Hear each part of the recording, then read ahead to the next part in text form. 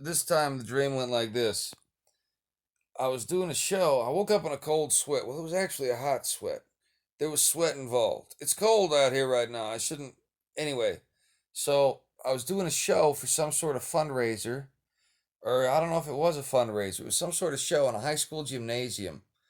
And I was really anxious to get up because apparently, for some reason, Mel Gibson's there. Not like he was in the background, like sitting on bleachers or something, talking about this, that, and the other thing. And salt pepper, not like 80s, like lethal, like new school. And he's doing his thing, orchestrating, and I'm watching from the audience. And it was in a middle school, and for some reason I was a dad, but it wasn't like I was talking to somebody about being a dad, and I was like, oh, we can make that happen. And there was a gal there, and there wasn't anything hanky panky. It was just cut to in the next scene. I'm a dad. Um, and anyway, I'm at this school. I'm supposed to be doing this show, and it finally gets to my time, and I'm on stage, and I start out, and I do my bit, and it's going good, and people are laughing. I'm like, all right, this is a really important show. It's good. People are seeing this, and but all the lights were on for some reason.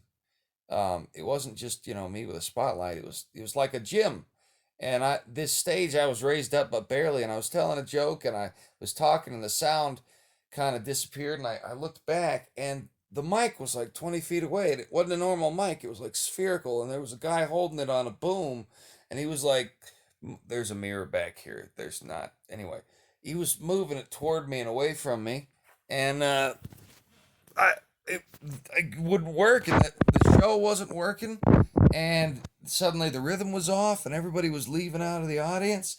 It wasn't that I was doing bad; all the people around the show were.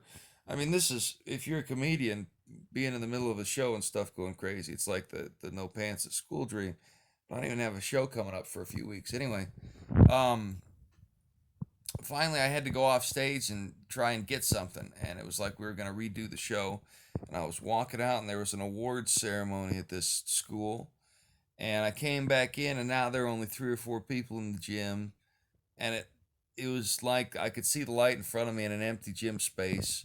They were sitting in these chairs talking, and there was an old friend of mine from way back high school talking, and we didn't talk. He was just talking to somebody else, and I was like, well, the opportunity's over, I guess. So I went to leave. There was some press conference. I was thinking, well, I guess I'll tell my folks about this gig. They'll say, what happened this time? Oh, I had a kid and met Mel Gibson.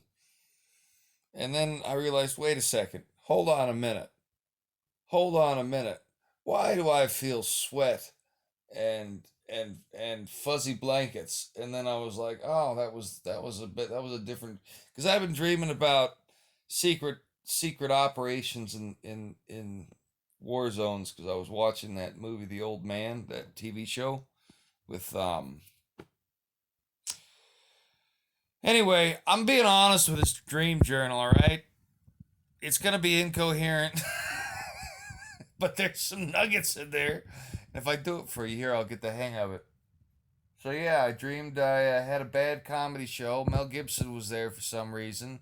Childhood friend. I thought about having a kid, had a kid, never met the kid. And then I was going to tell my parents that all happened at a weekend show. Um, so I'm sure there's some metaphor in there. Maybe it was a future movie set, huh? And maybe my scene was bombing on stage. I mean, if it pays the bills.